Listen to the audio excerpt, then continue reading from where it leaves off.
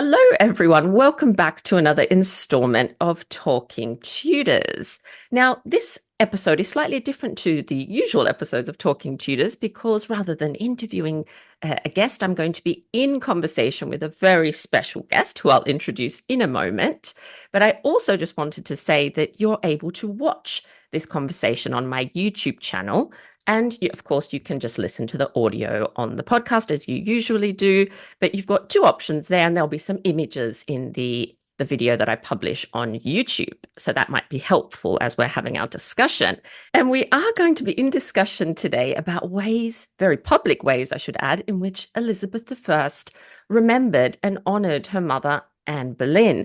And we're also going to be shining a light on a really extraordinary document, I think. And we'll get to that very soon. But before I do anything else, I need to introduce my guest to you. So I'm joined today by the wonderful Dr. Owen Emmerson. Hello, Owen. Hello, everyone. It's absolutely delightful to be here speaking with you about one of my very favourite topics. Yes, a subject very close to our heart, I think. But Owen, do you want to just do a quick intro and just say hello to everyone first? Yeah, hello, everyone. My name's Owen Emmerson. I'm a social and cultural historian. I'm very lucky to work as an assistant curator at Hever Castle, the childhood home of Anne Boleyn. I'm also a freelance historian. I'm a consultant, most recently on the very exciting finale to the Wolf Hall trilogy that's coming out very shortly indeed. And I also am one third of the Tudor trio. Beautiful. You do wear quite a few hats. It's sort of like me. I wear lots of different hats as well. So I think most people know me here, but just in case you're new to the YouTube channel, my name's Natalie, and I'm an independent researcher, an author. I'm a podcaster, of course, because you're listening to my podcast, Talking Tudors, right now. My latest book, and I'll do a show and tell for those of you on YouTube, was The Final Year of Anne Boleyn, which unbelievably came out 2 years ago, which I just find amazing how time goes so quickly. But I'm delighted to be here talking today about Anne and Elizabeth. So, Owen, you've probably heard this story as well, but there's this kind of narrative that Elizabeth I never actually acknowledged her mother in public. We hear that quite a lot, and that most of the ways in which she honored her mother were very kind of personal, private gestures, and that there wasn't very much that was kind of out there and in public. Have you come across this as well? Yeah, it's a really, really prevalent claim, and I think it's a rather modern one, actually. I haven't quite been able to get to the source, the original claimant of this, but working on it. There is this idea that Elizabeth sort of eschews her mother's memory, that she cannot speak of her, and sometimes this is explained because she has no memory of her mother. Of course, Elizabeth was not yet 3 when Anne was executed.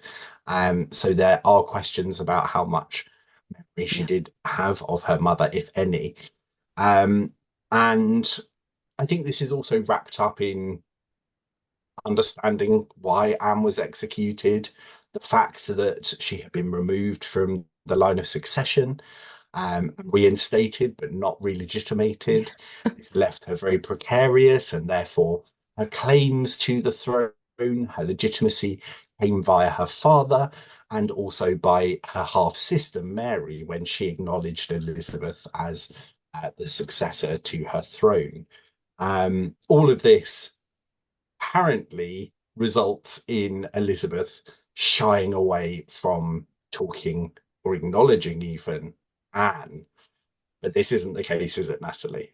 No, it's not. And I think most of the examples that we're going to give in this conversation are actually they date to Elizabeth's time as queen. But there is a really interesting account, Owen, that I'd like to start with that actually comes before Elizabeth becomes queen, and it's when Mary is in fact Queen of England, Mary the First.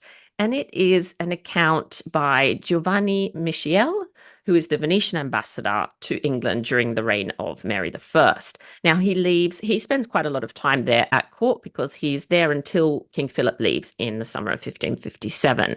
So he's had a lot of time to observe and to watch Mary and to, of course, meet Elizabeth as well when she's at court.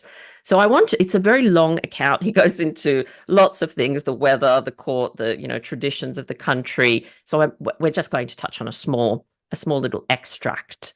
And this is when he is talking about Elizabeth and Anne Boleyn, and he's sending this back to Venice. So he says, of this sister of hers, I must remind your serenity that after the repudiation of Queen Catherine, the present Queen's mother, she was born of Henry VIII and of his second wife, Anne Boleyn, an Englishwoman and of noble birth, although 2 years afterwards she was beheaded for adultery. My Lady Elizabeth was born in September 1533, so she is now 23 years old. She's a young woman whose mind is considered no less excellent than her person, although her face is comely rather than handsome. But she's tall and well-formed, with a good skin, although swarthy, and I know we'll come back to that description. She has fine eyes and, above all, a beautiful hand of which she makes a display. And her intellect and understanding are wonderful, as she showed very plainly by her conduct when in danger and under suspicion. As a linguist, she excels the Queen, for besides Latin, she has no slight knowledge of Greek and speaks Italian more than the Queen does, taking so much pleasure in it that from vanity, she will never speak any other language with Italians. He goes on to say, she's proud and haughty, as although she knows that she was born of such a mother, she nevertheless does not consider herself of inferior degree to the Queen, whom she equals in self-esteem, nor does she believe herself less legitimate than Her Majesty, alleging in her own favour that her mother would never cohabit with the king unless by way of marriage, with the authority of the church and the intervention of the primate of England, so that even if deceived, having as a subject acted with good faith, the fact cannot have invalidated her mother's marriage, nor her own birth, she having been born under that same faith. And he goes on and on and on. But I think this is really interesting because what this shows, and one of the things it shows is that Elizabeth is affirming her legitimacy and the validity of her mother's marriage, really, even before she's queen. So while Mary is still on the throne, do you find that interesting?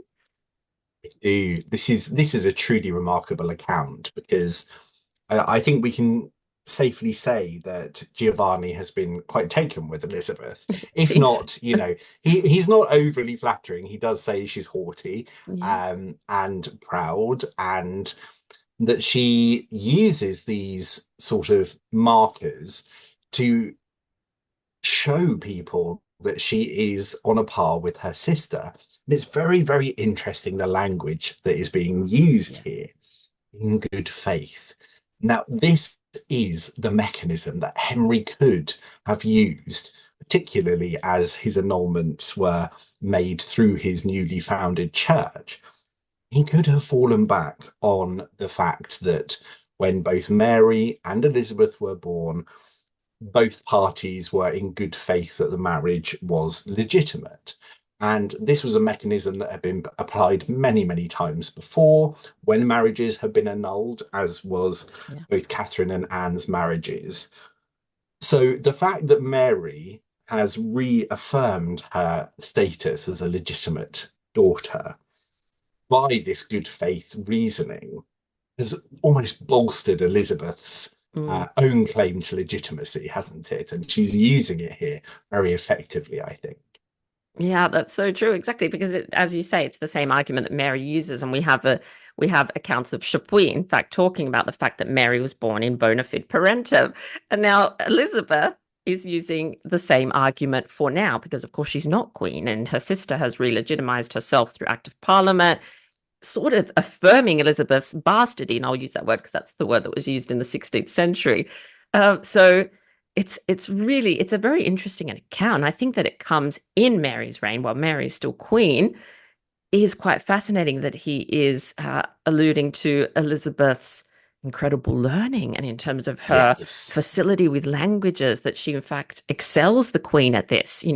I think that's a really interesting thing for someone to be saying while Mary is still queen. Of course, he was leaving the country, so maybe he felt a bit more secure because he wasn't going to be in Mary's court for very long.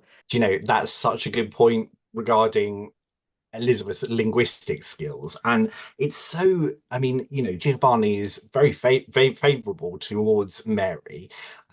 He's also very complimentary about her own educational levels. It's very clear, let's not beat about the bush. Mary was, the first true Renaissance queen. I mean, arguably, she's the first crowned queen of England. But, Catherine of Aragon had absolutely lavished the best possible education, probably one of the best educations that a woman in England had ever had, upon her daughter. And, you know, I think this is a real testament actually to Elizabeth's learning capabilities, that she is excelling Mary here and that she's showing off. Sounds like She's Elizabeth. really, it really, really, she really is. And, she's making sure that she's speaking Italian to Italianate visitors at court, to show off her skills. I think this taps into actually, what Anne Boleyn did in those early years. She surrounded Elizabeth not just with Boleyn relatives and supporters, but the best minds to give a comparable kind of education to Elizabeth, that Mary had received because of Catherine's intervention. I think she must have recognised that if her daughter was going to sit on the throne, she's Yeah. got to be at least as competent as the competition, shall we say, in Mary.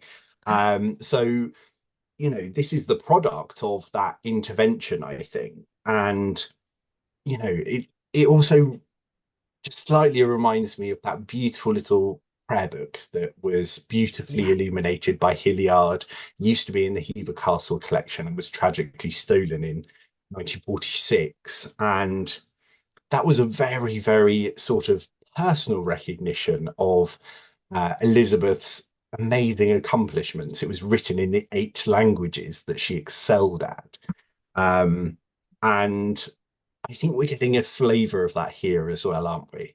Oh, absolutely. And I think I'm trying to remember now. Oh, and I'm pretty sure there's a quote, and I wonder if it comes in Latimer's account of Anne's life, where he says that if she, that she wants to live long enough to kind of oversee that education, but of course she doesn't.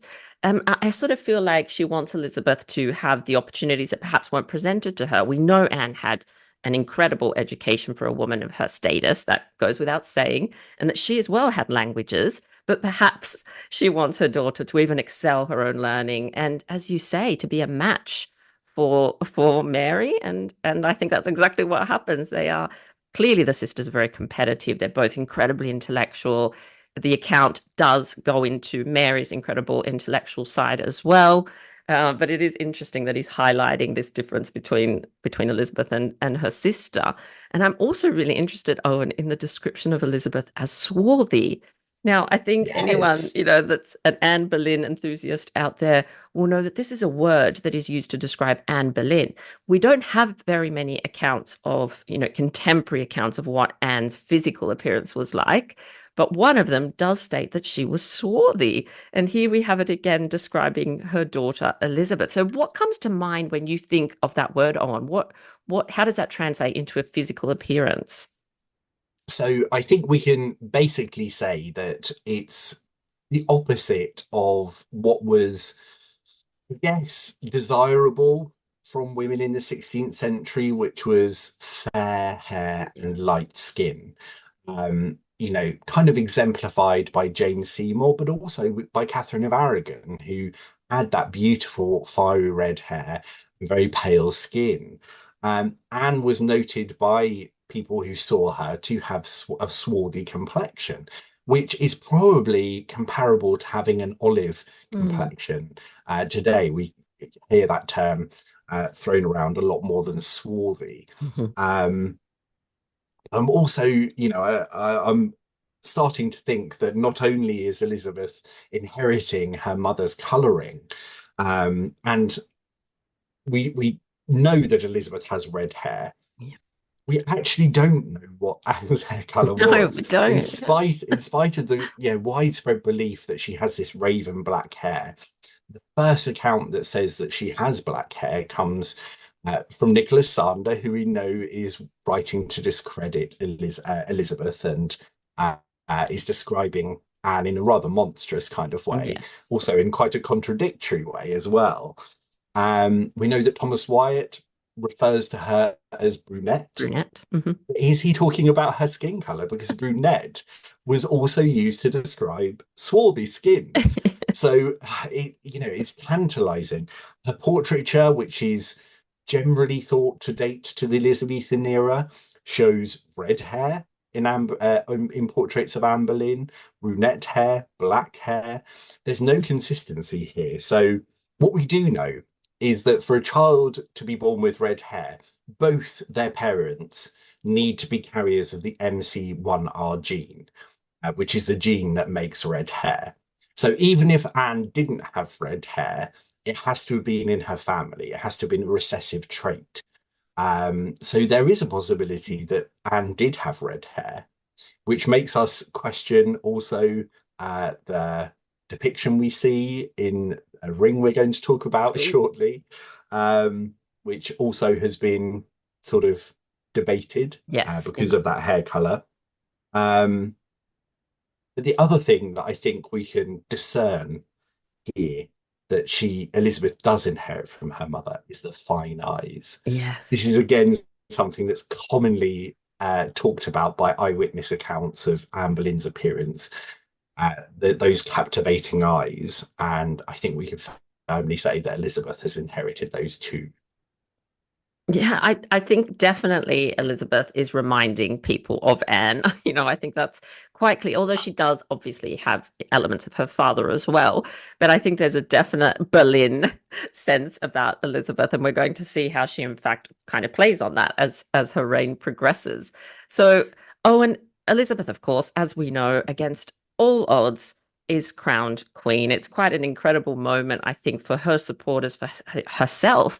I just feel like she must have thought that moment was never going to arrive, given what happened to her mother, given, everything that happened during Mary's reign. We have, of course, accounts of Mary's, what's the best way of putting it? Her anger towards her sister that really did not cease. It absolutely did not cease. And there we have accounts of Mary, of course, wanting to remove Elizabeth from the line of succession, but perhaps even considering a more permanent removal, Owen, but maybe we'll leave Yeah. that there because that's quite controversial. However, what we know is that the trauma that Mary endured during her father's marriage to Anne Boleyn is lifelong lasting for Mary. It's not something that she appears to have been able to kind of set aside. And with Anne gone, the focus of that anger and resentment is, of course, Elizabeth. And even though there were probably times where the sisters were quite close, things get really difficult during Mary's reign, especially for Elizabeth. So it's a miracle, really, that she does reach the throne and come to the throne. And I wanted to talk about a moment that happens during Elizabeth's ceremonial entry into London. So this is on the 14th of January, the day before her actual coronation at Westminster Abbey. There's a pamphlet, a wonderful contemporary pamphlet published just a few days after the coronation that describes the events and the pageants and all the fun stuff that was put on to celebrate this day. And Owen, there, of course, on one of the pageants on Gracechurch Street, we have recognition of Anne Boleyn. So this, I think we can quite safely say, is the first time she's been, I suppose, acknowledged or recognized in public since, her downfall. So this is a very, very special moment. And I just want to describe it to you just a little so that you get a sense of what was going on. So the Queen reaches Gracechurch Street, and there's a three-tiered stage essentially that's been built. Sounds amazing. I wish I could have witnessed it. It's essentially a family tree that's come to life, basically, is what this pageant is, and it's reaffirming Elizabeth's descendancy and her right to the throne, of course, importantly. So on the second stage, there's all little T's. On the second stage, and I'll read this quote to you, was placed one representing the valiant and noble Prince King Henry VIII, which sprang out of the former stock, so the former stock is his parents, crowned with a crown imperial, and by him sat one representing the right worthy Lady Queen Anne, wife to the said King Henry VIII and mother to our most sovereign Lady Queen Elizabeth that now is, both apparelled with sceptres and diadems and other furniture, in other words, apparel, due to the estate of a king and queen, and two tables surmounting their heads, wherein were written their names and titles. I love this so much, Owen, and I know that you and I have discussed before whether this is actors that are portraying the king and queen, or whether, and I know you've got another idea, which I'll get you to tell us in a moment, but it's Anne there on the stage, crowned. She was stripped of that crown and that scepter at her downfall. And here she is again as queen. And I just think this must have been such a moving and important moment for Elizabeth, and a very public recognition of her mother. You know, do you love this as much as I do? So much. I mean, it's such a, it's not just a recognition of Elizabeth's legitimacy. It's a very personal way of doing it, isn't it? Yeah. This could have been done, for example, through the use of portraiture. We know actually, and this is something of an exclusive, that the first portable sort of corridor sets that were created to be moved about. And corridor sets are, sets of uh, portraits of kings and queens which demonstrate a long line of legitimacy, were actually displayed both at Anne Boleyn and Elizabeth I's coronation. So these are, sort of existing devices by which this could have been conveyed. You could also have done this with heraldry, for example, very effectively, but no, these are either effigies or they are actors playing the parts of Elizabeth's family tree. This is such a beautifully poignant and very personal sort of recognition, isn't it? Bringing these characters back to life, Yeah. to demonstrate the legitimacy of Elizabeth's claim to the throne. I'm really reminded here because this was set up on the site at Gracechurch Street where a pageant was held of the Muses honouring Apollo.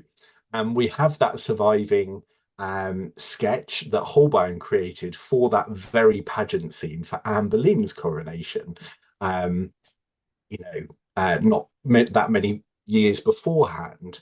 And when we look at that sketch, I think we can actually discern that this was a tableau created for actors to enact this scene on. So I think, either option is possible here. I think it's quite clear in Holbein's sketch that these aren't effigies, that these are Yeah. real people that are going to be fulfilling these roles. So I think your theory is very plausible too. Um, but yeah, I think this is such a beautiful moment of almost reconciliation of the order in which Elizabeth is now going to exist.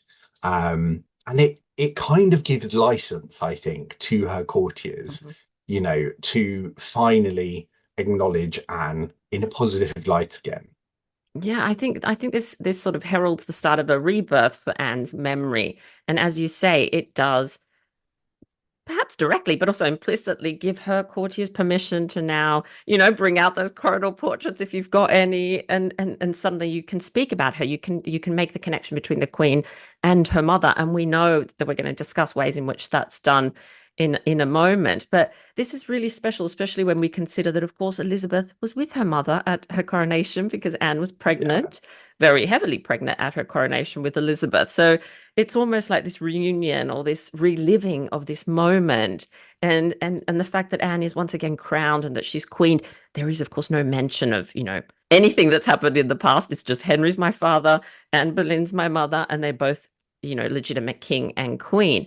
And we know, Owen, as well, that just on a little hill it's described near to this stage is Anne's falcon badge, and there it is, proudly crowned with crown and scepter, as it was before Anne's downfall. So again, this is also the beginning of Elizabeth adopting some of her mother's really recognizable symbolism that we'll also speak about in a moment. But it must have been an incredible moment, I think, for Elizabeth after everything she'd endured the past 20 years. Must have been just such a freeing moment to be able to acknowledge her descent from Anne Boleyn. It really must have. And I love the fact that you mentioned the white falcon, because, of course, we know that Elizabeth will go on to adopt this as a secondary kind of emblem. It's not the only emblem that Yeah. I think we can recognise Elizabeth using that is connected to Anne Boleyn. And I know we'll come on to talk about that. Of course, Elizabeth is crowned the next day. She wears St. Edward's crown, which quite unusually, we think, was used for the crowning of a Queen Consort, Anne Boleyn. Now, I have to caveat this with the knowledge that we actually our understanding of the Queen's regalia prior to this period is limited. We aren't quite sure how coronations functioned. And incidentally, we have at least one example of a Queen Consort using St. Edward's sceptre, for example, which again is used for the crowning of the monarch. So this is our only known instance of a Queen Consort being afforded the honour of being crowned with the sovereign's crown. But we do have to caveat that with there is some murkiness before this period. So it might not be the only example. It's the only known example. But yeah, the idea that this is to prematurely or preemptively crown what Henry is hoping, and what I'm sure Anne is hoping, is a male heir in her womb, is a very touching one. So, we can argue that Elizabeth was crowned twice, which I love. Yes, exactly. That's exactly right. She was. Good, good. What's so interesting as well, Owen, that of course Elizabeth's coronation comes before her first parliament, exactly as Mary does as well. And of course, implied in that is this idea that Elizabeth doesn't need acts of parliament in order to legitimize her, because she is God's chosen. She is the rightful queen. And so we see the coronation take place before Elizabeth's first parliament. Mary does the exact same thing. Their power is invested in their God-given right to the crown rather than in any kind of legislation that's passed. And we do know that legislation is passed. So we have this very public acknowledgement of Anne as queen, of Elizabeth as being her daughter, of course, Anne's legitimacy. 2 weeks later, and I think it's less than 2 weeks later, actually, we have Anne's reinstatement enshrined in legislation. Now, I think this is a lesser known fact when it comes to Elizabeth's relationship or her memory of her mother and her honoring her mother. We know what's much more well known and talked about, I think, is the fact that Mary does the same thing when she becomes queen. So she passes her first parliament, passes many acts, but passes an act declaring the Queen's Highness, so Mary, to have been born in a most just and lawful matrimony, and also repealing all acts of parliament and sentences of divorce had and made to the contrary. So it's a very lengthy wording of this act. It is very forceful. It's absolutely direct and to the point. She is absolutely undoing the work of her father's reign. Yeah. She has essentially married Henry and Catherine of Aragon again, which of course affirms her legitimacy and right to the throne, and further, I suppose, if you want to use it like that, illegitimizes her half-sister Elizabeth. So she's undoing work not just from Henry VIII's reign, but also Edward's. And you can almost hear Owen Mary's voice in this Act of Parliament. It is very direct, very forceful, incredible that it basically implies, it doesn't name Anne Boleyn, but it implies that it was Anne's fault, that her father was almost poisoned by Anne Boleyn. And it does specifically name Archbishop Thomas Cranmer. So he's named directly as the cause of all of this kind of, problem that happened for Mary. But she's also implying that Anne Boleyn was, of course, a cause of this as well. Her parents, the breakup in her parents' marriage.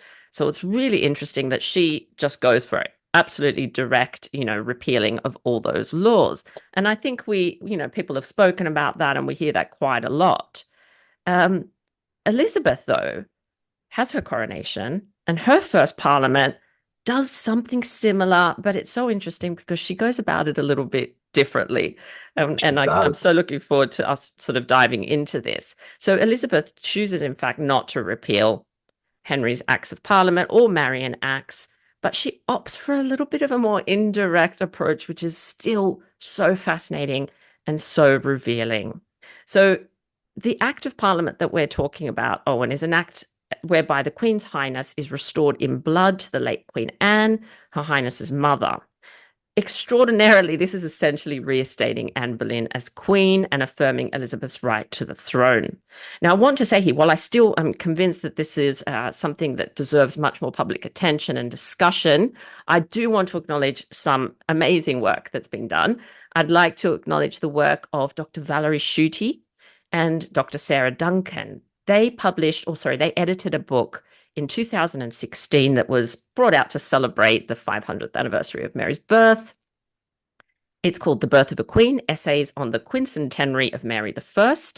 Lots of really fascinating things in this book, but one chapter in particular offers a really enlightening discussion on how Mary and Elizabeth approached their first parliaments and the different acts that were passed, and it includes a discussion of the act we're going to be talking about.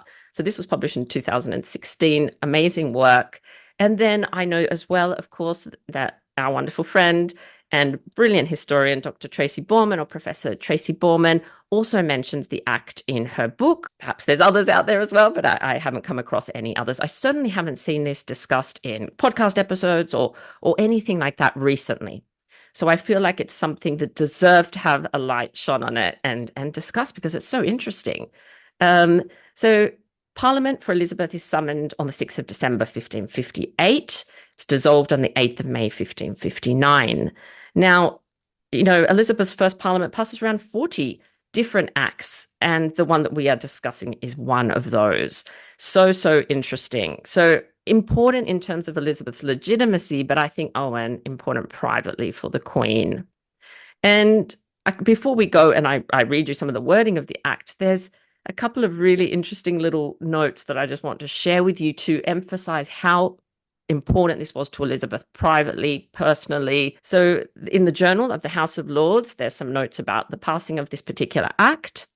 And I just want to read this to you. It says, on Friday, the 10th of February, that's when the act is introduced into the House of Lords, the bill whereby the Queen's Highness is made inheritable to the late Queen Anne, Her Majesty's mother, was read prima vice, or for the first time, and after the reading of two other bills was read again the second time, and ordered to be engrossed, which speedy course the House took for the passing of the bill to express their zeal and affection to Her Majesty, whom it so nearly concerned. So this is an acknowledgement of the fact that this is important to Elizabeth personally. She has personally been involved with her parliamentary advisor in the creation of this act, and clearly wants this to be passed, very, very quickly. You can argue that's just to do with her legitimacy, but I think there's more than that. And just one more note that I think is incredibly touching, again, comes from the Journal of the House of Lords. The act is read again 5 days later, I think. And there's an interesting note, Owen, that's left. And it says that the original text that Elizabeth had provided, or that her parliamentary advisor had provided, actually referred to Anne as dearest mother. Now, I think this is incredible. This does not enter the final act. That's removed. The dearest is removed because, of course, this is legislation. It's very formulaic, very formal. But Elizabeth wanted to refer to Anne as her dearest mother. What do you think about that? I think this is the clincher, isn't it? That this is something that's personally important to Elizabeth as well as politically important to her. Of course, reinstating her mother as a legitimate queen and therefore as the legitimate wife of Henry solves a very real problem for Elizabeth, that she is seen as an illegitimate queen, that she was not born to wedded parents and therefore is a vulnerable target. But for me, that detail that is removed, because as you say, this is a formal process going through Parliament, it is formulaic, but the fact that dearest mother was inserted, I think, really tells us that this was incredibly important to Elizabeth on a personal level. The fact also that the House of Lords are recognising that this is very nearly concerned to Elizabeth also, and sending that acknowledgement to her speaks volumes. Also, this is very important to Elizabeth personally as well as politically. Yeah, I think it's a really touching, absolutely touching little note and an insight into what Elizabeth was feeling at this time. Now we know this is a mess for Elizabeth. This is an absolute nightmare that, what's happened in the last couple of decades is absolutely, they must have just been pulling their hair out and trying to find a way to deal with this that was going to have the least amount of backlash for Elizabeth. So she's of course recognizing her legitimacy here, but how does she tackle the question of her parents' marriage, of the Yeah, acts that were passed by Henry? These are all the questions that, of course, are being discussed prior to this first parliament. And this is the way they've decided to go, with a less direct route. And I'm going to now read you, Owen, if you don't mind, the wording of the please. of the act, because I think we can see similarities, but also differences with the way Mary tackles her illegitimacy and the question of her parents' marriage. So it says, "We, your humble and obedient subjects, the Lords spiritual and temporal and commons in this present Parliament, assembled for divers and sundry great and urgent causes and considerations, us moving most humbly beseech your Majesty that it may be enacted and established by your Highness, with the assent of we, the said Lords spirituals and temporals, and the commons in this present Parliament assembled, and by authority of the same, that your Highness shall be from henceforth enabled in blood and be inheritable according to the due orders and course of the common laws of this your realm, to the late Queen Anne, your Highness's mother, and to all other your Majesty's ancestors and cousins of the part of your said mother. And that as much every act and record, sentence, judgment, matter, or writing whatsoever, as is or shall be hereunto contrary or repugnant, shall be from henceforth clearly and utterly void, and none effect." So maybe let's just pause there for a moment, Owen, just to have a think about this first part of the act. Essentially, we have Anne referred to as Queen Anne in a piece of legislation. So, I think that is clear evidence that perhaps not directly, but certainly indirectly, she's been reinstated as queen. If she's Elizabeth's mother and Elizabeth's the rightful queen, then Anne is also queen. So I think that's really interesting. I think another interesting point is the reference to Elizabeth's other Boleyn relatives. So of course we know that when Anne was executed, so was her brother George Boleyn, Elizabeth's uncle. And this does seem to be speaking about him and other relatives as well, but certainly George. So we have here Elizabeth's legitimacy that's being reaffirmed, Anne Boleyn being reinstated as queen. There's no mention of why any of this is No, needed or what is going on. I know that interests you a lot. So what do you think about that? I think this tells us so much about the difference between Mary and Elizabeth. Mary faces this head on. Yeah. There is no disputing that Mary is exonerating what happened. She is changing history very Yeah. clearly. She's like setting out why things need changing, where there was injustice. She's apportioning blame. She is naming people Yes. who Yeah. are responsible. And this could not be further from what Elizabeth does. Elizabeth is a much more cautious monarch. Um, I don't know if this is nature or nurture, but I think, both Mary and Elizabeth have had an unspeakably precarious upbringing. There has been very little stability for them.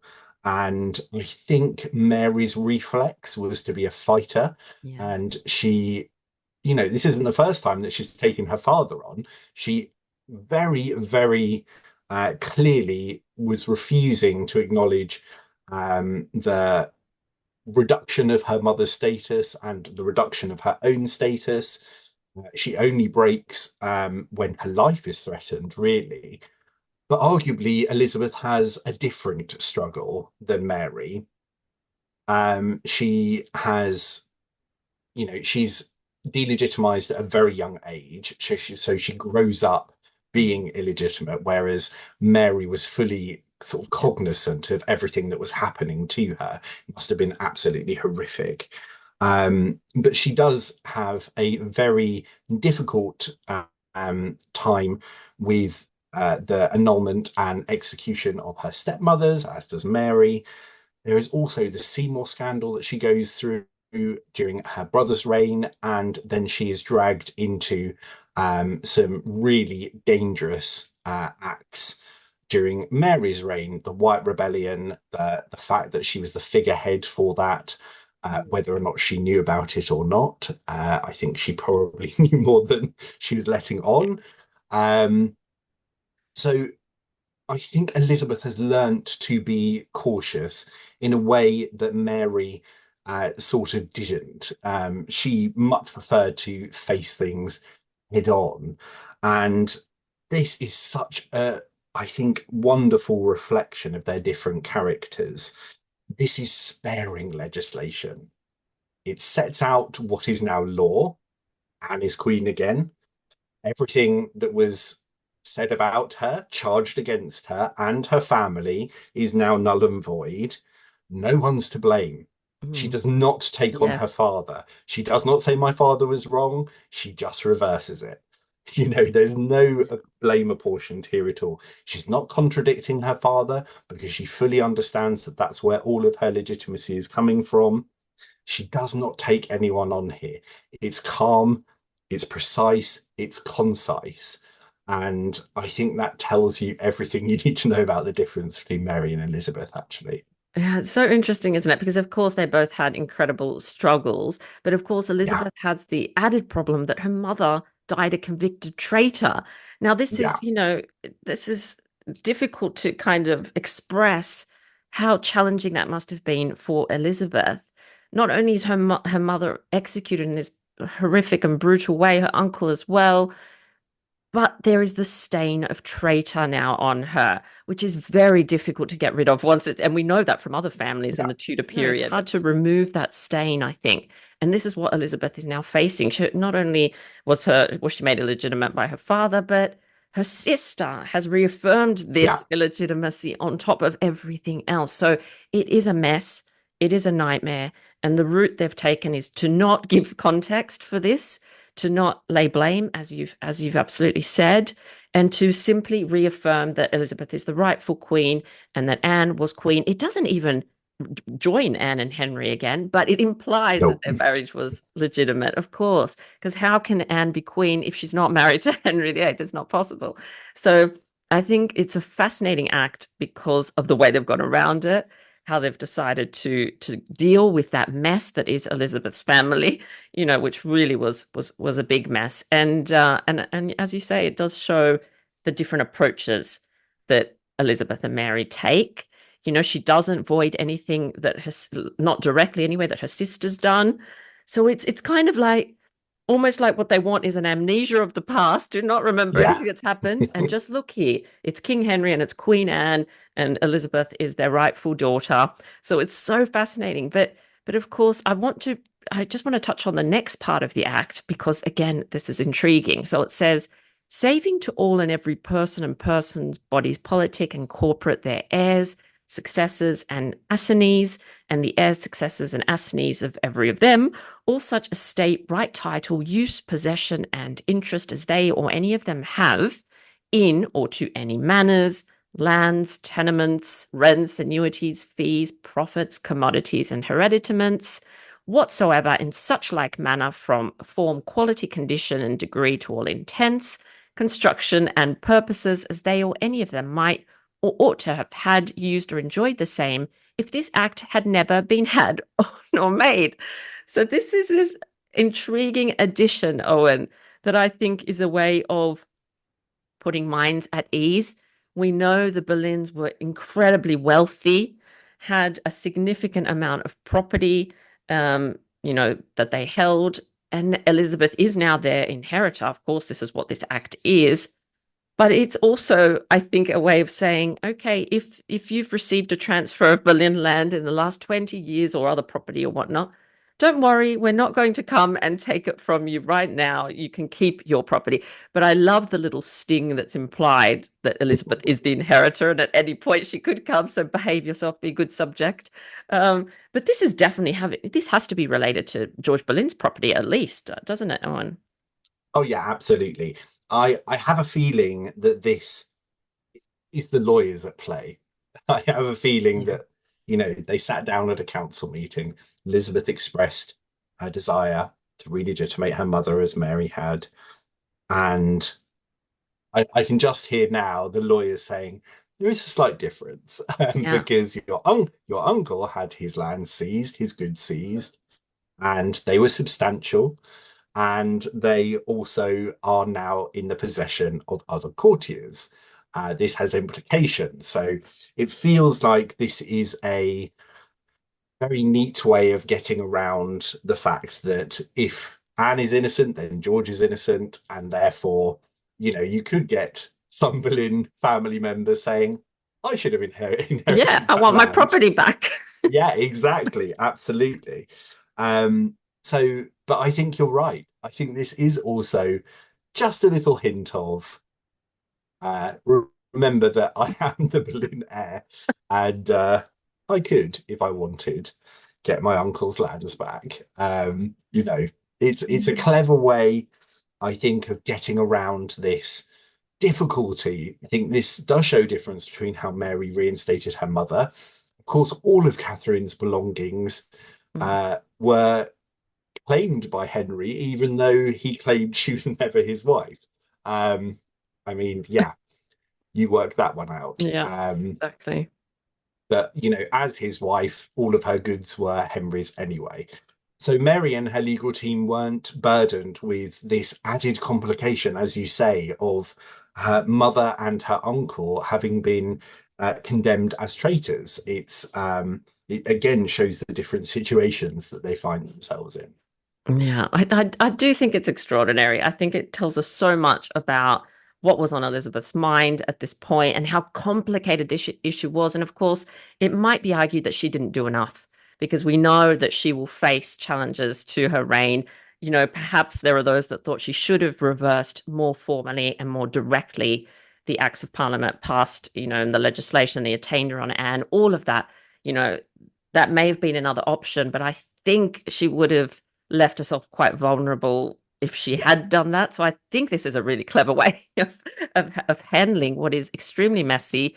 I also think, Owen, that the mention of the Boleyn family and going about it through the angle of she's the inheritor is such a clever way of exonerating both Anne and George. I just think it's sort of like a genius move because even though George isn't mentioned and we don't know, there's no context, so you don't know what exactly is being discussed here. But we know that this implies that Anne and George were both innocent.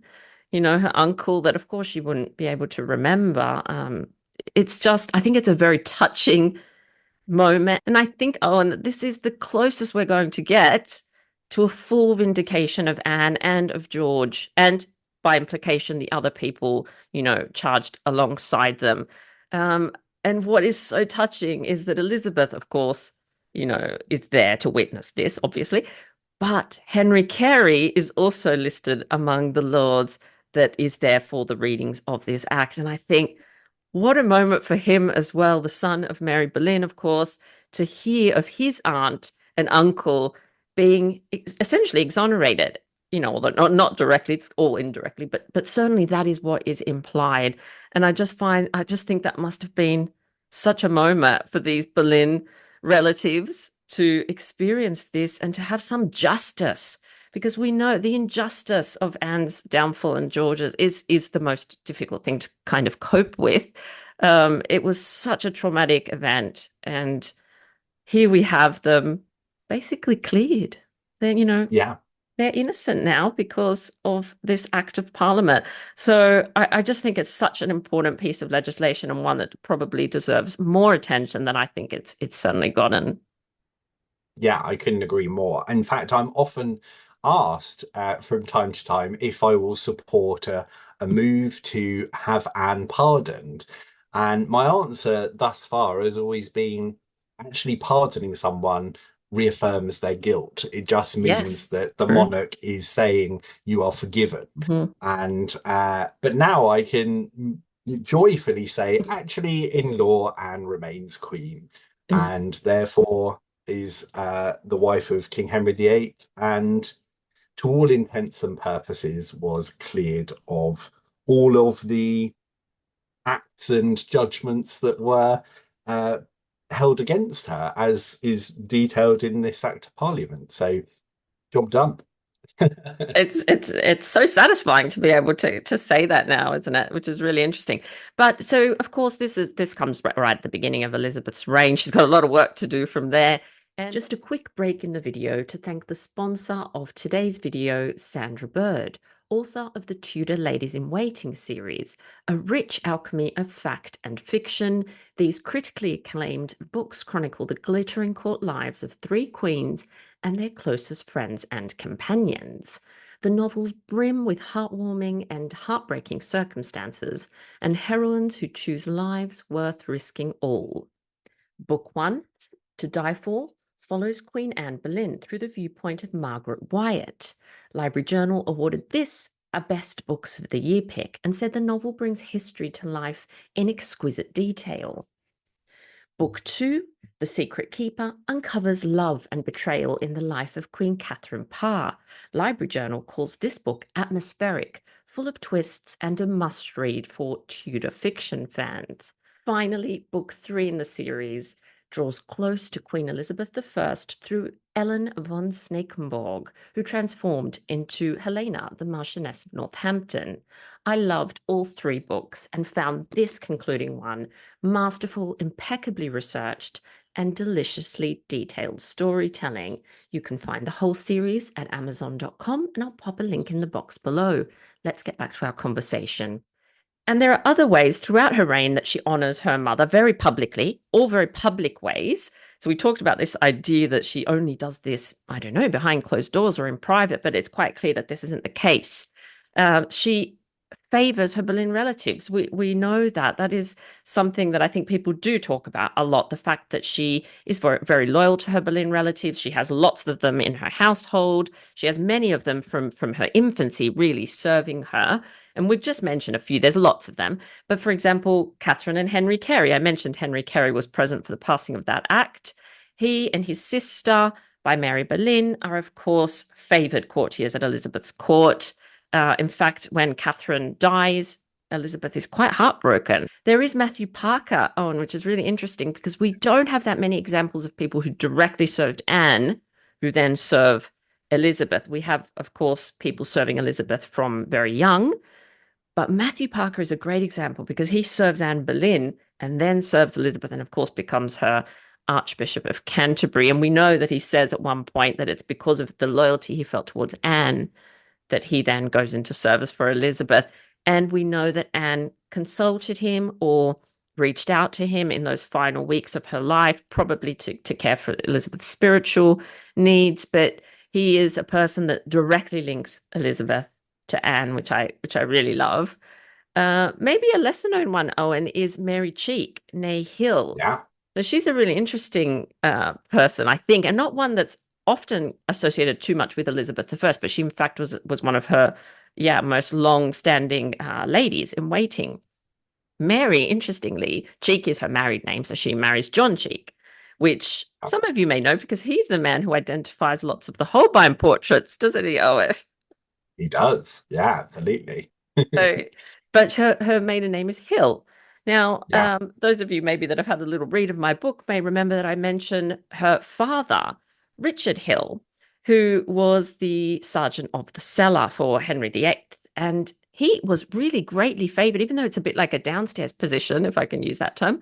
He was greatly favored by both Henry and Anne. He would play cards with them, partner the king, lots of gambling together. He even played sports. I think it's bowling with Anne that he beats her at bowling, and Henry has to pay for it. So they're clearly quite close. And his wife, Elizabeth, is in Anne's household. We know that because she receives a New Year's gift in 1534. So she is in some capacity serving Anne Boleyn. And this is their daughter, Mary, who actually is sort of a companion to Elizabeth when she's very little, only a few years old, and then serves her in more formal capacities as they get older. But there was an interesting link as well, Owen, with Mary. The wonderful Kate McCaffrey found a very interesting link with the Hill family. So Elizabeth's natal family have inscribed Anne's Book of Hours. They are one of the families that Kate so amazingly found inscribed in there. So there is, I know Kate has thought that this is a possibility that the book actually travelled via Elizabeth through to the other relatives that then later signed the book and that they kept it safe. I think that the fact that Mary is, a companion to Elizabeth from very young and then serves her in more formal ways strengthens that argument. So incredible research by Kate there. It really is remarkable, and I think it adds further weight to the understanding that when John Cheek subscribed the mount pages of the Great Book during Edward's reign, that he absolutely knew what Anne Boleyn looked like. I mean, his wife's mother is still alive, She's and still she absolutely would have known what Anne Boleyn looked like. Her husband and she served Anne Boleyn, so I think this adds further weight to that portrait identification as well. But certainly it adds, so much strength to the understanding that Elizabeth is absolutely surrounding herself by those who were loyal to Anne and those who were related to her by blood. We can see this throughout her court. It's really quite touching.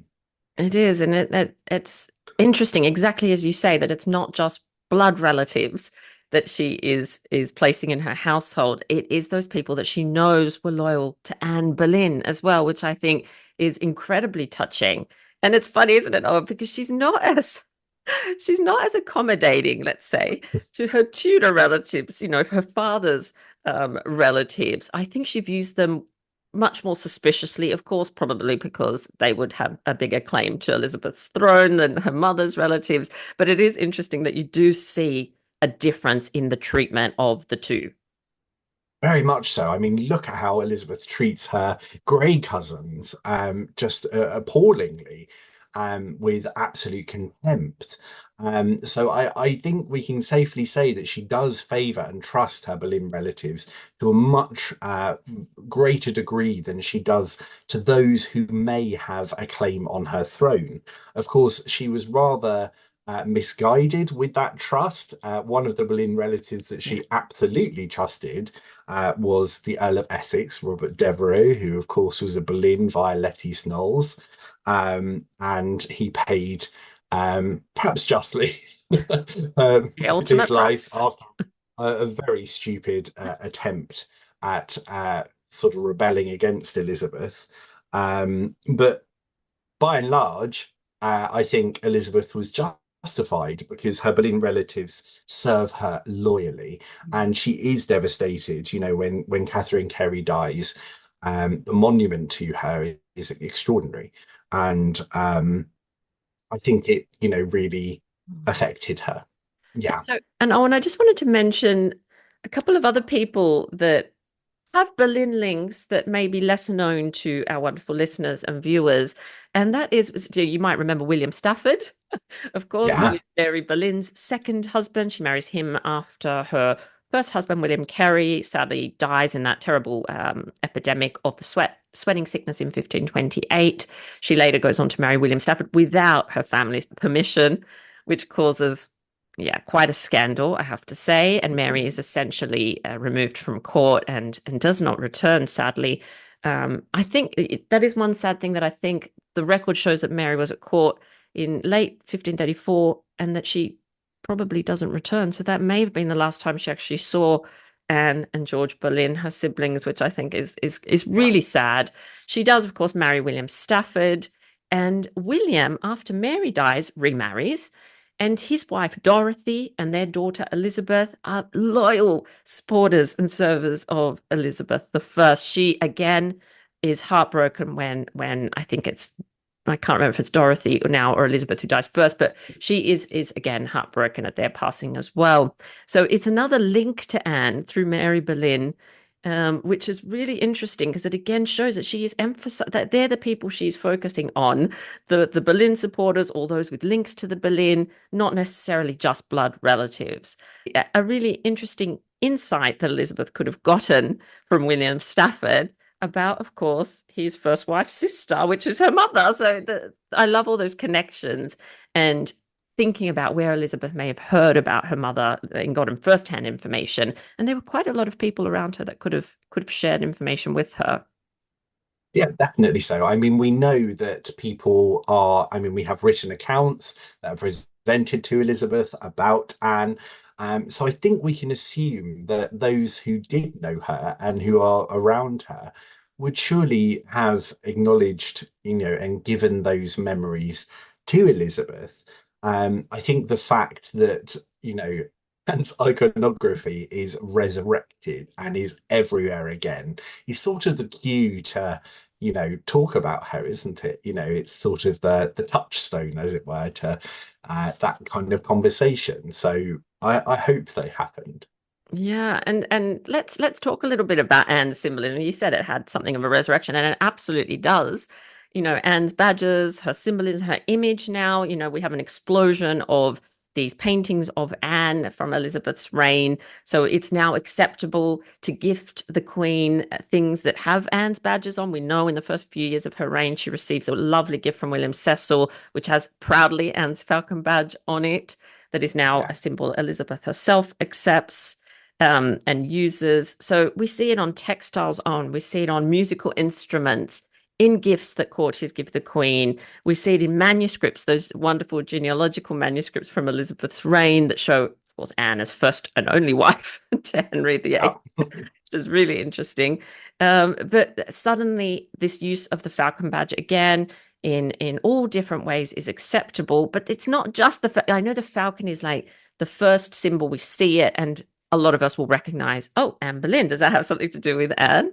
But there is another symbol, a lesser known one that Anne most definitely used, and Elizabeth absolutely uses, that I'd love to touch on. Do you want to just introduce us to that? Yeah, absolutely. I've been doing quite a lot of work on this recently, and it is the armillary sphere. And of course, this is the earliest known emblem that is associated with Anne Boleyn. She signs her name in her manuscript Book of Hours, which is held at Hever Castle, um, with Le Temps viendra, the time will come, Je Anne Boleyn. And in her signature, she draws an armillary sphere. And we can see this beautiful little symbol replicated. And we got to see it together, didn't we, It at did. Annick? Do you want to talk a little bit about that Oh, experience? honestly, that was such a moving experience, wasn't it? Yes, we recently were able to look at Anne's copy of the Ecclesiastes, which is at Alnwick Castle. It was certainly made for Anne during her queenship, which is, and it is one of the most stunning manuscripts I've ever seen. It is just pristine condition, as though, so it makes me think that Anne probably received it perhaps close to her fall, because it just doesn't look like it's been used very much. And we know Anne, of course, is incredibly spiritual and pious. And so it just makes me think maybe she received that towards the end of her reign.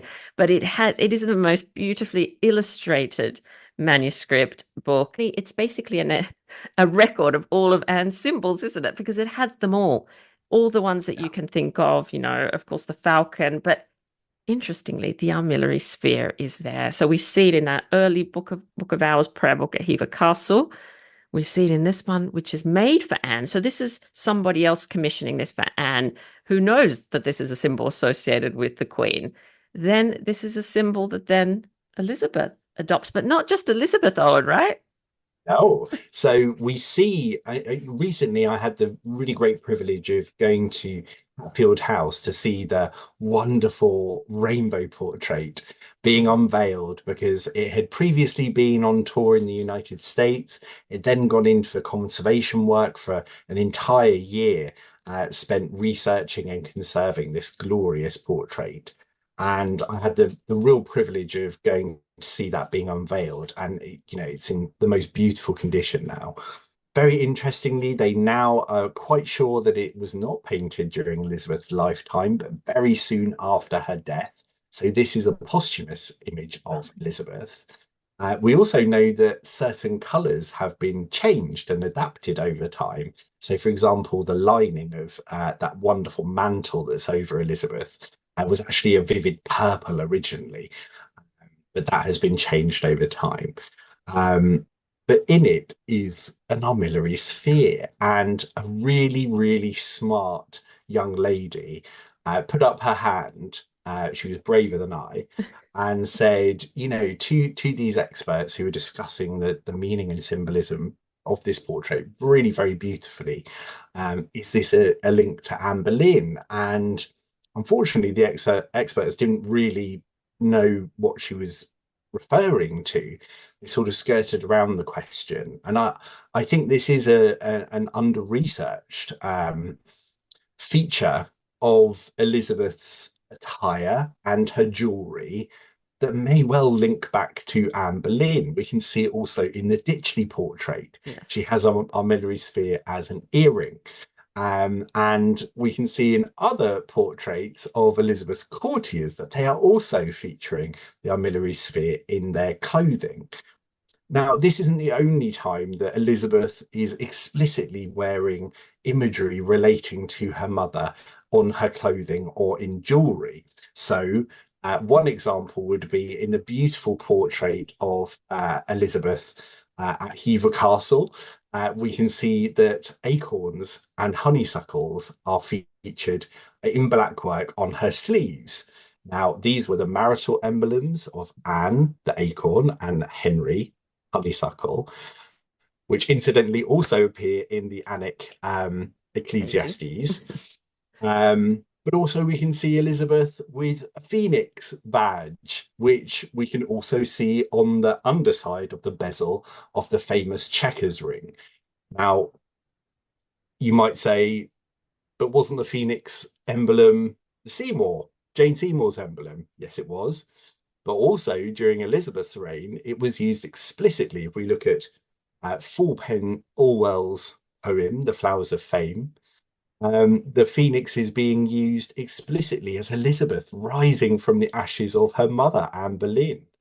So this is definitely an emblem that is being used to join together these two queens very publicly, very visibly during Elizabeth's reign. So yeah, I mean, Anne's everywhere, isn't she? She is everywhere. This is exactly right. And interesting with the acorn and honeysuckles, because as you've said, this is a joint sort of symbol that Henry and Anne both use. So that kind of symbolizes their union, doesn't it? And again, Does. implies the legitimacy of that union. So she's not just adopting her mother's badges and symbols, which she does, but also uniting her parents once again in a more, again, not directly through the legislation by overturning anything, but certainly in the people she's surrounding herself with and in the use of their symbols that they use jointly. And we see it in that beautiful manuscript made during Anne's reign. So these are all, I think, very public ways. To us, perhaps it might not seem as though it's that public, but certainly everyone surrounding Elizabeth would have known immediately what these symbols meant. And so I think that's incredibly touching as well. We've got another fabulous portrait, Owen, that hangs. Usually it's at Hampton Court. It's the family of Henry VIII portrait. Fascinating for, a million different reasons. But we see in that portrait Elizabeth, and she looks to be wearing an A necklace.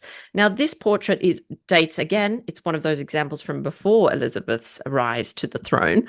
So, what do you think that A necklace might tell us? So this is the $1 million question, isn't it? And before I tell you what I think it represents, um, I just want to acknowledge that other people have theorized Mhm. about this.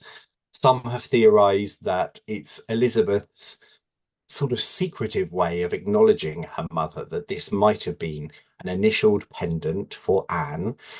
We know that Anne had a penchant for initial jewellery. We have designs by Hans We do. Holbein the Younger for AR and AH jewellery that Anne wore, that was made or designed rather by Holbein. We also have surviving examples in Henry's inventory and also in an inventory taken of one of Anne's caskets that she had initial jewellery. They were willed into reality, and that Henry kept some of them in his inventory taken after his death. So we know that they existed. So some people have theorized that this is Elizabeth's sort of rebellious way of recognizing her mother in a portrait. I have a theory that it's something slightly different. And if we look at the composition of this portrait, Mary is present too. Cheers. And this portrait is commissioned after Elizabeth and Mary are returned to the active succession, but they're quite clearly on the sidelines. There are literal pillars dividing Yeah. the daughters from that central unit of a very dead Jane Seymour, who's been resurrected to represent the mother of Edward, who is standing very proudly to Henry's side. And I have a theory that these necklaces were sending a message to the audience, explaining exactly Yeah. why the daughters were on those sidelines. Yes, they are back in the family fold, but remember who their mothers are. And why I think this is explicitly meant to draw the viewer's attention to the fact that they are wearing these pieces of jewelry is that Catherine left a cross to Mary, which I believe may have been belatedly given to her around the time this portrait is created. We have in Mary's expenses that Henry gifts her a cross with 3-drop pearls. Well, Mary can be seen in this portrait wearing a cross with 3-drop pearls. And therefore, my theory is that this is almost branding the children with their mother's reputations in a way. That they remain illegitimate because of who their mothers were. And I like to think that both daughters, if this is true, and that is what they symbolize, both daughters sort of reclaimed their mothers from this very public branding of why it is they're not legitimate. And you know, we've talked at length about Elizabeth adopting her mother's emblems. So did Mary. Yeah. Mary adopts the Castilian pomegranate, and she honors her mother in the most beautiful way, in a very similar way to how Elizabeth honors her mother. So if I'm right, and this portrait is there to warn actually the subjects of why they might be the spares, but they're undesirable ones, that the daughters took things into their own hands when they had the power, and they turned their mother's images into something positive Mm. again, not as something to be cautious of. Yeah. What a fascinating reading. And I have to say, I tend to agree with you because I don't think that it's something Henry would have overlooked in the portrait. You know, oh, she's wearing an A necklace. He's not going to notice that. Or, so I think it is done on purpose. I think there's a very important message there, as you've said. And I think the clear evidence are those two pillars. They are physically divided from the little core, as you've mentioned, of Henry, Jane, and Edward, but they're still Henry's daughters. He's Yeah, returned them to the line of succession. So they're still important, but just remember that they're not as important or legitimate as Edward, who's in the center. So it's fascinating. But again, I think another acknowledgement, as you've said, of their mothers, even if it had a perhaps more sinister meaning hidden behind it. Really, yeah, really so interesting. And because you were talking about initial jewelry, of course, as you said, and certainly wore it. I was thinking about the bee necklace, Owen. yeah. Um, and and of course, lots of people have theorized about when this bee necklace pattern first arrived. But it's interesting to think about it now in light of this act that we It discussed is. earlier, where Anne is reinstated as queen, and it's of course very important for Elizabeth to ensure that Anne is seen as queen. So the bee necklace dating from Elizabeth's reign. What do you think about that? It's really interesting. And, you know, I've talked about Charlotte Bolland, who sort of championed this idea that the bee necklace may have been Elizabethan creation, to sort of skirt around the fact that Anne was no longer queen, and therefore it was easier and neater to identify her as a Boleyn rather than Mm. sort of have to acknowledge the fact that she was no longer a queen. Well, with this act of parliament, which very publicly reinstates Anne as queen, I'm not so convinced Mm. that, acknowledging Anne in portraiture as queen would have been so taboo. And therefore, I tend actually to think that this could well have been a real piece of jewelry. Sadly, we don't have it listed in Mm. inventories. But, this absence doesn't necessarily mean that it didn't exist. And we can theorize that maybe the B came from a period where Anne was called Boleyn.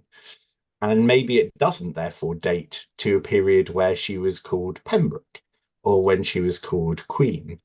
Um, so I'm going to leave you with that thought because I'm going to more fully express my theory in a forthcoming exhibition, which is all about Anne Boleyn and which will be held at Hever Castle.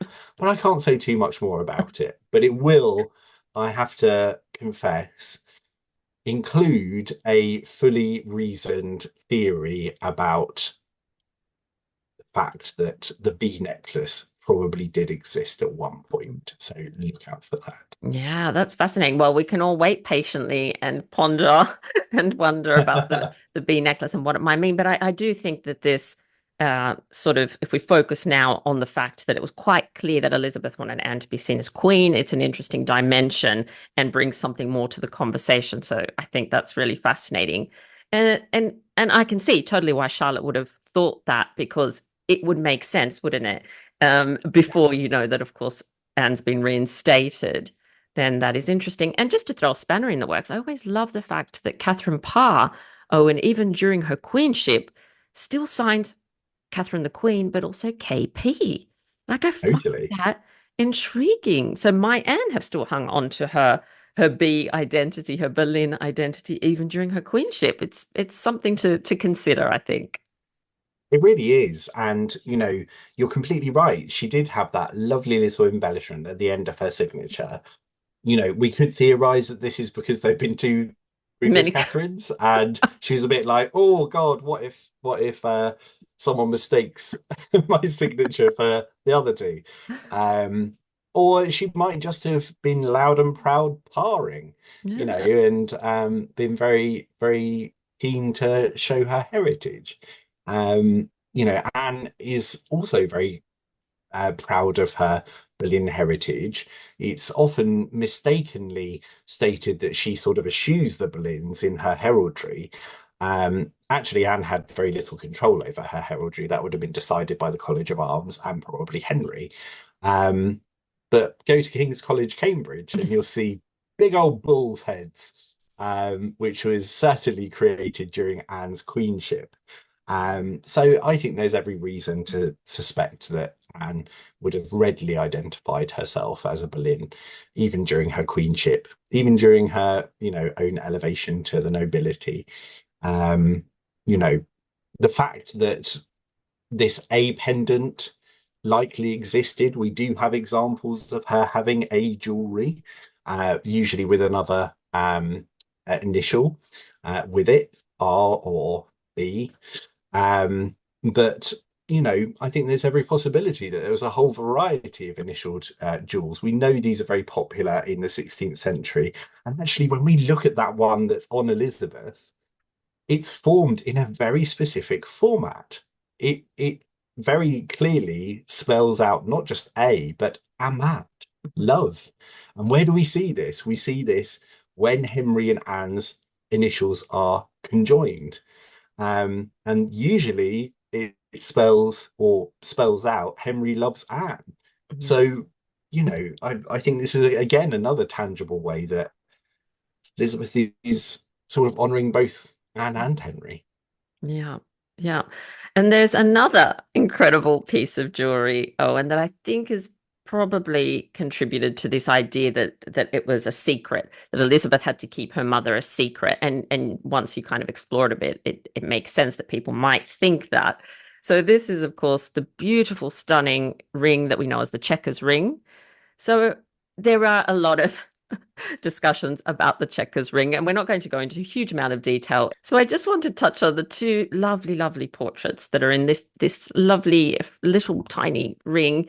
and also the phoenix that's featured, and maybe just get your opinion on what you think about these. There have been lots of people put forward as possible sitters. I've certainly seen Elizabeth and Elizabeth, so that's an interesting one. Elizabeth, older Elizabeth with a younger version of herself, which always, it doesn't really ring true to me, that one. But we've got, of course, Catherine Parr, who Elizabeth was very close to.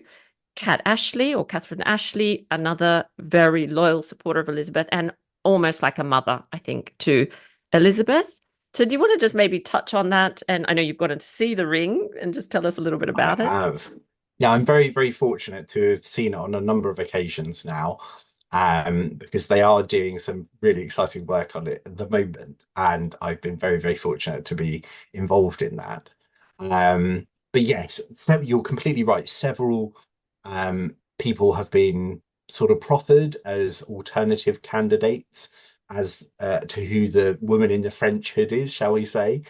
Um, I'll very briefly mention why I don't think it is any of those candidates and is indeed a likeness of Anne Boleyn. Um, we have to start, however, with the picture of Elizabeth. It's drawn from the Hilliard pattern and dates to around circa 1575, something like that, maybe 1578. We don't know who commissioned this piece. We don't know if Elizabeth did or if it was gifted to Elizabeth. It's probably likely the latter. Um, so there is a lot of mystery about this piece of jewelry, which we are trying to uncover. But Elizabeth at this time is very cautious about her portraiture. That's the first thing that's important to note. In fact, she tries on two occasions to have her earlier portraiture patterns sort of destroyed because she's very carefully controlling her image by the use of patterns so that there is a consistency to how she looks, but also that she's got some kind of control over her image. If you'll notice, the 1570s portraiture of Elizabeth is much more honed and stylized and is much more symbolic than those earlier 1550s, 1560s portraits, which are slightly wooden, they're slightly conservative, they're not particularly impressive. So we can see at this period that Elizabeth is very concerned about her image. This is also a period where Elizabeth is constantly being harangued about marriage. She's constantly, therefore, aware of her age, and she is constantly aware of the fact that she does not have an heir. So the notion that someone would commission a portrait of a young Elizabeth with Elizabeth now doesn't sit well with me, and I No. don't think it would have sat well with Elizabeth at all. It also makes no sense of the phoenix symbol. The other person that you mentioned was Queen Catherine Parr. Elizabeth and Catherine Parr were incredibly close, particularly so during Catherine's queenship. However, their relationship ended quite badly because of the Thomas Seymour scandal. I'm not apportioning blame here to anyone, but I think we can recognise that their relationship was at best strained towards the end of Catherine's life. They do correspond again afterwards, but very soon afterwards, Catherine dies. And it doesn't appear that Elizabeth honoured Catherine's memory in any lasting or meaningful way during her queenship. I struggle to find many examples of her doing so. Also, Elizabeth would have known Catherine Parr in 1540s fashions, That's right. whereas the sitter is wearing 1530s fashions. We can tell this because the habiliments of the hood run straight down her cheek, whereas in 1540s fashions, they curled up towards the cheek. The paste was shaped in that fashion and the habiliments followed the paste. So we can definitely tell this woman in the ring is in 1530s fashions. The identification as Catherine Champernowne or Cat Ashley, Cat Astley, however you want to call her, is on the basis of a misidentified portrait. Unfortunately, people have noticed a similarity between a portrait of her niece and not Cat Ashley or Astley. So again, this doesn't fit. Unfortunately, we do have a very grainy image of Cat Ashley. We don't know where the original portrait is, sadly, but she is, as you would expect, in 1540s and 1550s fashions, not in 1530s fashions. So again, it doesn't quite sit true to me. I also don't think that Cat would have been wearing the superior diamond to Elizabeth's ruby, which we see the sitter wearing. Um, so for me, there's only one candidate, and it's Anne Boleyn. Yeah. This is a woman in a black French gown, in a black French hood, who is wearing the superior diamond. I think this is Anne as queen. The only reason that people really discredit it is because of the hair colour, which, as we have discussed, we have no confirmed knowledge of what Anne's hair looks like. But I must caution that the hairline, Mm. and in fact, the whole image of Anne is created from gold and then enamelled over. And if we look at this picture, we can see that there was a dark enamel on this hairline, which has abraded over time. And actually, this abrasion has happened at the topmost sort of layer of this whole portrait. The hair is the highest point. So actually, this loss may be due to haptic wear. It may Mm. be due to the Wow. owner rubbing this portrait to reveal the gold under the enamel. This might have been Elizabeth herself who made this slight alteration to the portrait, abrading her mother's darker enamel over time. Mm. She is paying reverence to her mother. So for me, quids in, it's Anne Boleyn. Oh wow, that's so moving just to think of it because yeah, of course I'm wearing a necklace now that has Anne Boleyn and I often do that to it. Of So course. I'm wondering if that was Elizabeth perhaps stroking gently her mother or something like that. That is so interesting to think about. Oh, and I've never actually thought about that before. But I have to say I agree with the identification as Anne. I don't see who else dressed in 1530s where that would be apart from Anne, especially now that we know the lengths that she's gone to honor her mother, the queen. Of course, the phoenix. This is a symbol of resurrection. Elizabeth is rising out of her mother's ashes, as you've said, and Anne has experienced something of a resurrection through Elizabeth. So I think it works Exactly. both ways. To me, it is absolutely Anne Boleyn. But I think this has added to that idea that she kept a secret because it is a beautiful little Yeah. locket. And of course, you can't see it unless it's opened that people have read the story backwards and thought, okay, well, she's kept that portrait secret, so she must have kept all other portraits and reminders of her mother secret, but she didn't. I hope we've been able to communicate that Anne was in fact everywhere. Her memory was well and truly alive during Elizabeth's reign from the very first day until the last day, I think. There is another interesting thing, Owen, that I often hear when there's a discussion about how Mary handled the situation with her mother and how Elizabeth did. And that is this idea that if Elizabeth had really cared, she would have moved her mother from the chapel of St. Peter ad Vincula. I'm sure you've heard that before. And we know that Mary did, in fact, request for Catherine of Aragon to be moved from Peterborough Cathedral, or was Abbey then, I think, to Westminster Abbey. It never happened, but she did consider that. And then so people have posed the question, well, why didn't Elizabeth do a similar thing? But I think now, given what we've been discussing, to me, it seems clear that firstly, she didn't want to draw attention to the fact that Anne had been a convicted traitor, you know, Yeah. first thing. I think the chapel also is a perfectly appropriate place to be buried. It is a royal chapel, isn't it? It's not like some little, I don't know, church in some back alley somewhere. This No. is, she was buried at the high altar originally, as we know as well.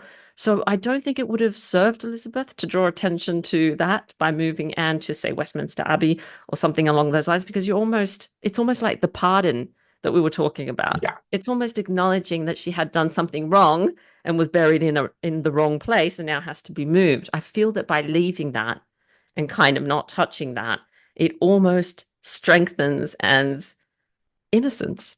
What do you think? I completely agree. It reminds me of that saying that the best way to forget someone is to memorialize them. And I think Elizabeth did something much more meaningful. Her courtiers filled their long galleries with posthumously created images of Anne. Um, these may well have been drawn from contemporary likenesses. We know that Matthew Parker had in his inventory a portrait of Anne Boleyn. He certainly knew what Anne Boleyn looked like. So there are enough people surviving to know, Anne's likeness, to resurrect it in the way that they did. She covered the most important parts of her palace and her possessions with her mother's emblems, and she reinstated her position as queen in law. And that Act of Parliament sits today in the very place that it was positioned all of those years ago. And I think she honoured her mother in a much more lasting, therefore, way. I think it's only through modern eyes that we have misunderstood the importance of Anne's iconography at Elizabeth's court, and perhaps we're only just waking up to it now. Yeah, yeah, it's so interesting. I find that we've got a lot to discuss, and I think this legislation has opened up the conversation, and it's just so, so fascinating. So there's one final point that I just wanted to end on, Owen, just to leave people something to think about as well. I think this idea that Henry VIII destroyed everything related to Anne Boleyn. There's quite a prevalent idea, and people say it all the time. I see people kind of always saying, oh no, he destroyed all her portraits or he destroyed everything, has also, in a way, fed into this idea that Elizabeth had to be secret about her, or that she didn't have enough things belonging to her mother. Do you know what I mean? But of course, this is an erroneous idea, and we're not going to go into it now because we'll be here for another hour and a half. But I know both you and I have looked into this, and it just isn't based in fact. No. Henry did something atrocious to Anne. So our modern thinking kind of aligns with the fact that then, oh, okay, well, he would have destroyed all her belongings then because, he's had her executed. But that's just not how it worked. He had her executed, but he didn't destroy all her belongings. Yes, it was prudent to not talk about her, of course, and to maybe put away your Berlin memorabilia and portraits and whatnot. But there was no mass destruction of Anne's belongings. So we have inventories from Elizabeth's reign. She has belongings that were Anne's. She has things with falcon badges that came from Henry VIII's reign. They survived Henry's reign. So I think that has fed into this idea that Elizabeth didn't have things with which to remember her mum, or that she had to keep it secret because everything was destroyed. Or does that make sense to you? It does, and we've been working on this. This is a point that's going to be, I hope, hammered home at this forthcoming exhibition that we're working on at the moment. That there was no mass destruction. A very simple order to remove Anne's emblems has been mistaken for a wholesale destruction. But go to the British Library, go to the National Archives, go to Hever Castle, go to Hampton Court, you will find items that belong to Anne Boleyn. There was no wholesale destruction. The order to remove Anne's emblems was made in conjunction with an order to remove Wolsey's emblems, Yes, and an order previously had been made to remove Catherine of Aragon's emblems. This is not inconsistent with what we know Henry does, so it is not indicative of a wholesale destruction at all. So yeah, but I do absolutely think it's fed into this idea that Elizabeth had to be circumspect, and that just isn't the case either.